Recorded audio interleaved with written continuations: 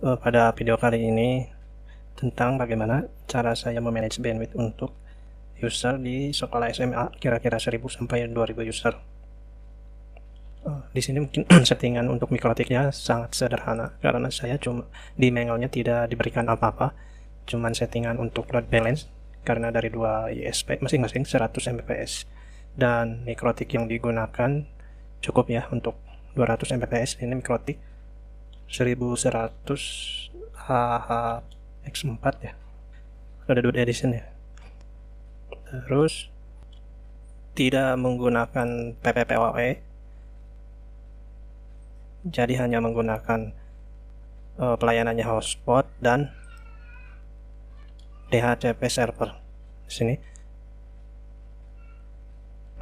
yang mana DHCP server ini saya buatkan script, jadi ketika user tersambung ke access point atau switch hub, nanti langsung dibuatkan scriptnya yang nanti di sini di QSimple sesuai gadget dan MAC address-nya. Kemudian akan diberikan kecepatan 8 Mbps. Lalu di komennya nanti sesuai script akan ditambahkan waktu kapan dia tersambung ke server. Begitu juga untuk hotspot. Nah, untuk hotspot juga nanti ketika tersambung ke server atau ketika login, user akan diberikan di dalam komennya waktu, atau dicatat di komennya waktu ketika dia login. Nah, di sini ada satu hal ya yang mungkin saya share pengalaman saya. Jadi si hotspot ini flag D-nya saya hilangkan. Nah, kenapa saya hilangkan?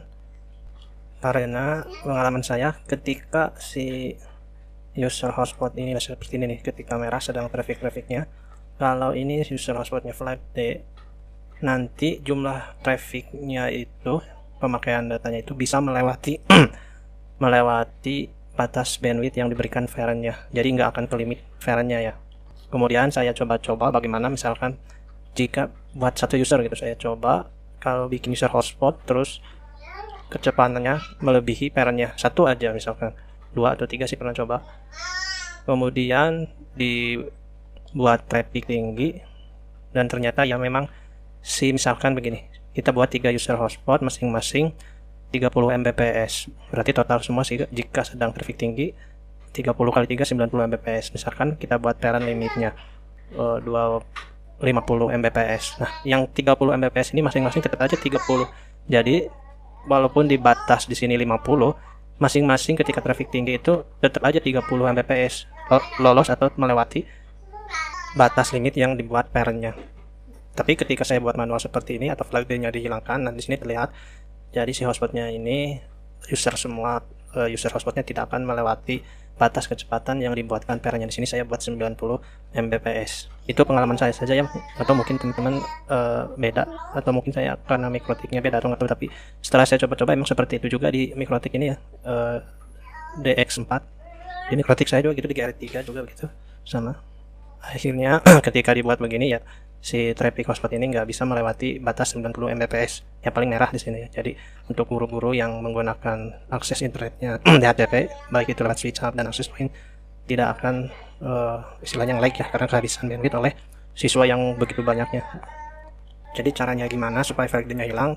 Ya cukup mudah ya. Saya buat rate limit di sini. Rate limitnya misalkan guru dan siswa di sini dikosongkan saja. Kalau ini diisi nanti muncul flag D-nya ya, jadi harus dikosongkan supaya flag D yang di QSimple ini hilang. Kecuali ini nih, air limitnya ini, kecuali untuk kepala sekolah, karena usernya cuma 5 ya, jadi nggak terlalu ngaruh untuk parentnya yang 90 Mbps.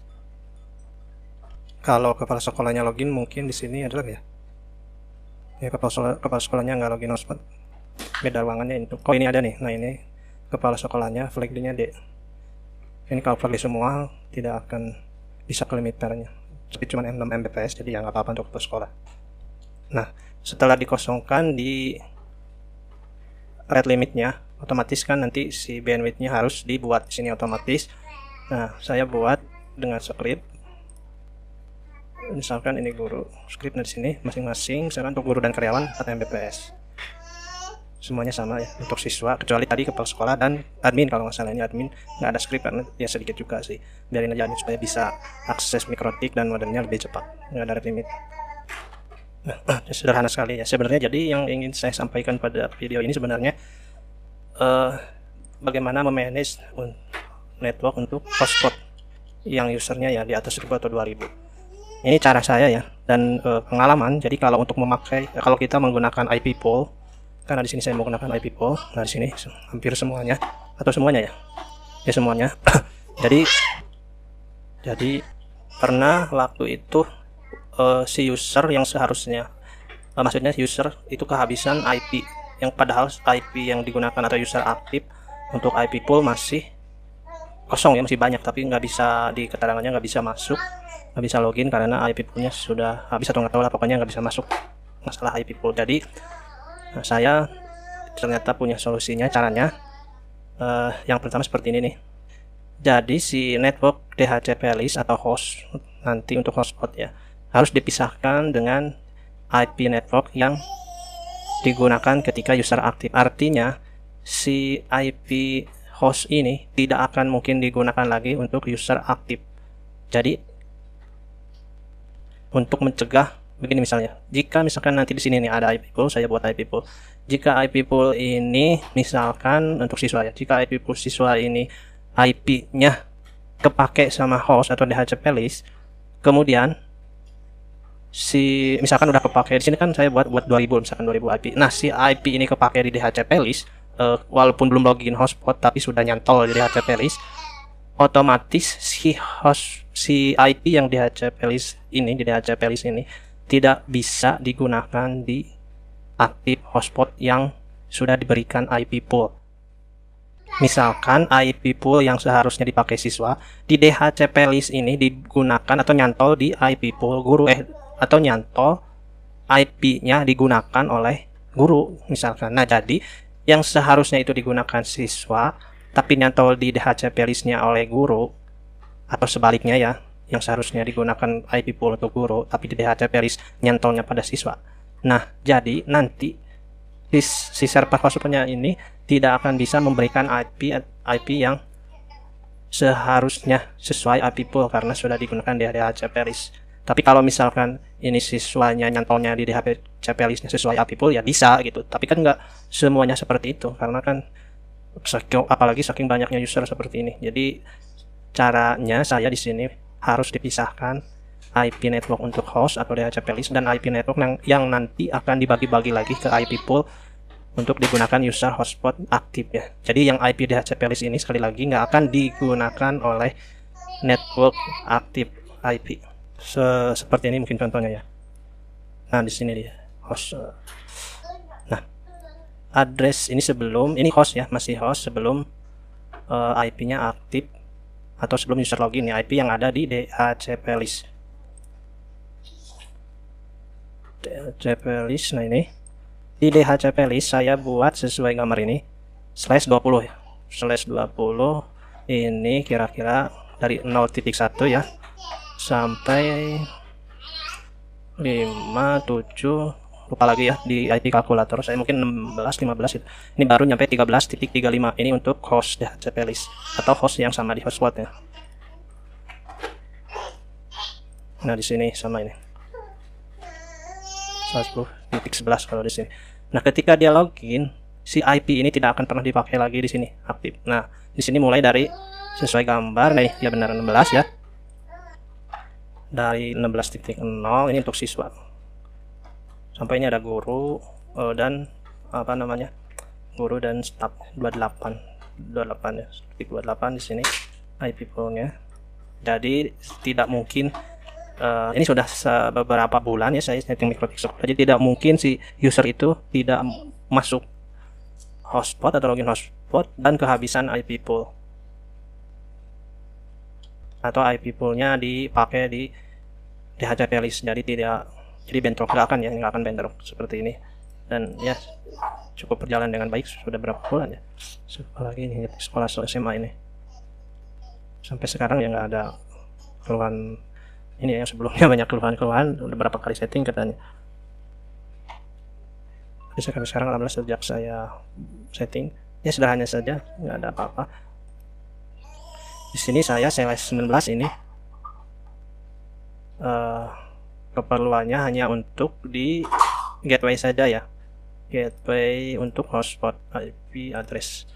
Nah ini /19 gateway-nya 10.31.254 ini minimal /19 ya, biar semua network yang dipecah menjadi network kecil ya punya bisa tertampung ke gateway ini, jadi sesuai bisa ada diberikan akses internetnya karena gateway-nya itu besar. Ini minimal /19, bisa misalkan /18, 16 gitu. Saya sini buat 19 karena sudah cukup lah 19, asal gateway-nya itu menampung semua IP network. Ya itu yang pentingnya untuk saya share bagaimana memanage bandwidth network melalui IP pool network ini. Ini cara saya ya, mungkin ya kalau ada yang lebih baik boleh di komentar di share. Lalu saya juga buat di schedulernya script-script yang sederhana di sini. Yang pertama ini ada untuk reboot mikrotik setiap 7 hari sekali jam 4 subuh ya. Cuman katanya harus login tiap seminggu sekali, cukup repot kata sekolahnya. Ini jangan usah di restart lah aja katanya. Tapi kan kalau nggak di restart takutnya nanti di sini nih di listnya ini kan numpuk, semakin numpuk, jadi sudah kehabisan IP. Makanya ya inisiatif sendiri ya, saya ya emang harus di restart supaya merefreshkan atau membersihkan ini DHCP list, karena untuk di sekolah itu kan rata-rata yang bikin user itu nggak bisa masuk karena kehabisan DHCP list ya. Jadi biasanya yang nyantol itu tetangga-tetangga sekitar sekolah, cuma nyantolnya aja itu menghabiskan DHCP list. Karena di saya sini buat expired afternya itu 30D. Terus di tadi saya buat script aja untuk merestartnya di sini nih. Nah di sini kalau misalkan di DHCP list ini nih, nah di sininya sudah sampai 4000, maka ketika lebih dari 4000 malam harinya jam 12 malam mikrotik ini akan merestart dan membersihkan DHCP listnya ya, supaya maintenance juga, supaya lebih awet mikrotiknya. Lalu ada script ini reboot, ini laporan. Jadi ketika mikrotik ini sudah merestart, baik itu mati lampu atau sesuai script maintenance untuk merestart, nanti ada laporannya ke Telegram saya. Kenapa harus dibuatkan laporannya? Takutnya kalau ada apa-apa misalkan mau restart terus, restart lagi, dan saya kan jadi tahu gitu ada apa ini mikrotiknya. Kalau misalkan CPU-nya mendadak tinggi atau panas, nggak tahu, punya ada laporan aja bikin. Ada cek VPN, startup, apa ini startup? Oh ya, waktu start nanti di apa?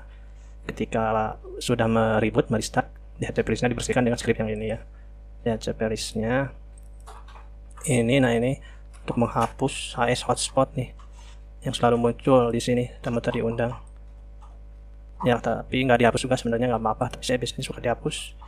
API konflik juga dihapus. Kemudian saya juga script itu diminta buat akses untuk CBT ya, CBT untuk siswa ketika ujian. Ini CBT-nya sebenarnya lokal, CBT lokal, tapi ketika ujian di sini kenapa ada CBT on dan CBT off? Ketika CBT on, si siswa ini nggak bisa akses internet, cuman bisa akses server CBT aja. Ketika CBT on, nah ininya mulai aktif nih. CBT on, nah ini siswa, hotspot siswa ini nanti akan diblok di sini ya. Begitu juga di apa ini login page-nya. Ini normalnya ya login page regulernya. Ketika CBT yang ini jadi login page-nya dirubah. Kemudian di sini saya juga buat untuk role supaya yang bisa mengakses modem dan mikrotik ini. Mikrotik ini hanya admin ya. Modem dan mikrotik ini hanya admin. Kemudian untuk mengakses mikrotik ini, admin ini dibuatkan user profile khusus admin. Nah ini user profilenya, address pool-nya admin, IP pool ini admin. Nah admin ini /29 yang nanti akan kita masukkan di user yang akan, nah ini salah satunya admin yang akan bisa akses ke mikrotik dan modem. Lalu saya juga apa ya, kalau di Wallet Garden ya tadi CBT nggak usah login dan website sekolahnya ya. Nah ini websitenya di Wallet Garden. Terus seperti cerita juga NAT ini nggak ada apa-apa ya, pokoknya sederhana. Ini mikrotik sekolahnya. Jadi CPU nya juga Ini berapa ya, nggak kelihatan. CPU-nya kecil ya, nggak nyampe 20%. Nah ini raw, ini saya raw ini memblok apa konten-konten terlarang seperti, nah begini, maaf ya bahasanya begitu. Oh ini clean mushroom banyak banget. Maaf ini. Nah di sini saya iseng aja nih. Clean mushroom jadi IP yang mencoba mengakses klien, mengakses apa? Atau di googling mushroom gitu, sini tercatat IP-nya. Banyak dari ini. Nah, ini padahal sedang 50% ya, sedang pandemi ini. Semuanya gitu.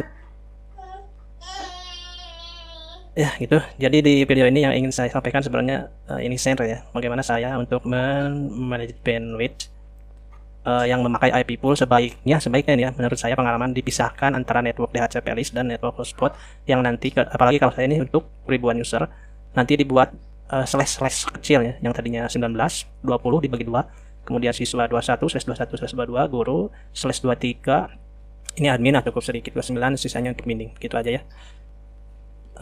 Ya begitu, terima kasih.